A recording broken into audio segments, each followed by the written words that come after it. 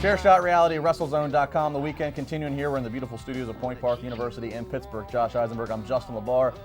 Tons of news this week, and we continue with the big headlines, and we move to CM Punk. Of course, it was just announced last Saturday officially that he was going to, his opponent, that he was going to have his first ever UFC fight probably this summer. And then just as quick as we can celebrate or commentate that, it's just as quick as we find out that he's going to have back surgery. And his fight's going to be delayed, Josh. CM Punk, I mean, everybody has been waiting. They've been chomping at the bit to see him either dominate, all you CM Punk fans out there, which there are a lot, or like me, just wanting to throw my money and to see somebody punch him right in the mouth and knock him down.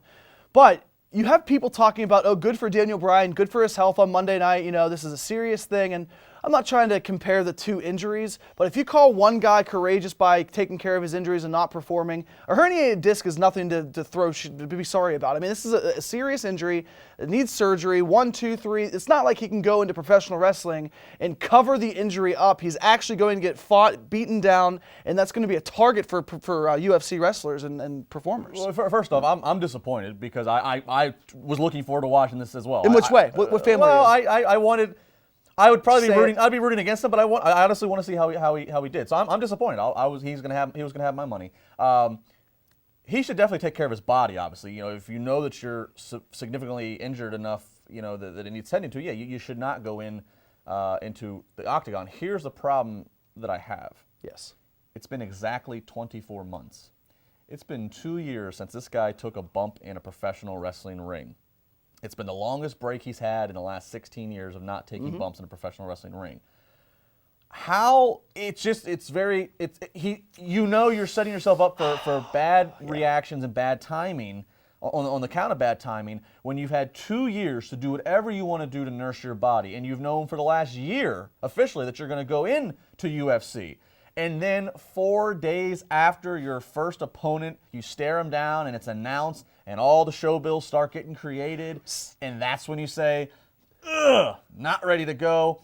Punk, I'm not saying you're scared. And I know in my heart, I know he's not scared. I know that's not what this is, but it's bad timing. It's not good timing at all. And UFC needs to be worried because Dana White is putting a lot of time and a lot of public. I mean, this is a UFC guy who went on ESPN and announced, I signed with UFC. So that's when all the hype began. It wasn't like a random guy coming out like Mickey Gall. I mean, he's not getting all the pub. The only reason he's getting this publicity is because of who he's facing. CM Punk, in Dana White's eyes, is a cash cow. He can't be as excited as anybody right now because he's losing a lot of money, a lot of investment. Like you said, all those publications, all those marquee of Punk's debut in UFC, that's nowhere to be seen right now. And that's the biggest problem, especially whenever you're not sure when Ronda Rousey's coming back into the octagon as well. I'll tell you what, CM Punk is no dummy though, man. You figure he's good. This guy has gotten more publicity. CM Punk has gotten more publicity for not doing something. He walks out on WWE and doesn't show up anymore, and he's the #1 story. He all of a sudden doesn't have a UFC fight, and he's the most searched UFC fighter, behind the Rouseys and the Conor McGregors.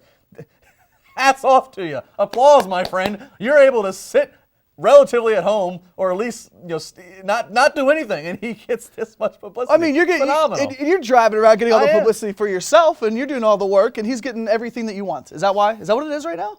You're mad that Punk's getting all this publicity, but you're on the road 24/7, 365. No, he's not doing anything. I said hats off to him. I feel like there's some angst with you and CM Punk. I love to stir beef, stir the pot, marinate the beef. Anyway, CM Punk in UFC prediction. When does he debut?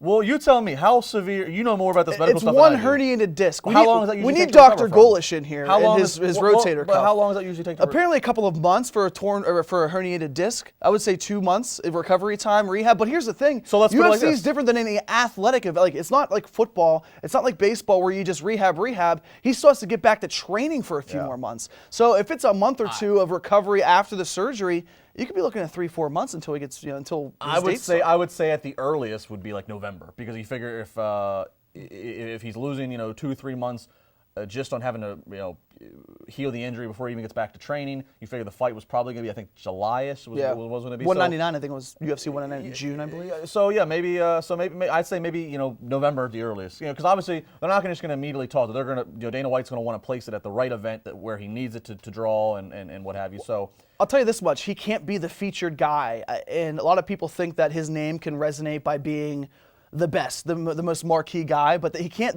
UFC cannot build a card around CM Punk. He needs a star, whether it's Conor McGregor, whether it's Rousey and Holly Holm, or whether whoever UFC decides to put on that card needs to be a big name, because Punk's going to be one of those first or second matches on the card. He can't carry an entire UFC card just because of his debut.